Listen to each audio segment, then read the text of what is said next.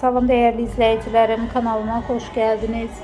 Zaur ve Günay cütlüyü Sığınacıqda böyüyen qızın toyunda iştirak ediblər. Tanınmış aparıcı Zaur Baxşəliyev ve həyat yoldaşı Günay Baxşəliyeva Sığınacıqda böyüyen qızın həyatında en önemli günündə toy mərasimində iştirak ediblər. Cütlük həmin genç qızla illər öncə tanış olmuş, onun həyatında əhəmiyyətli rol oynamışdılar.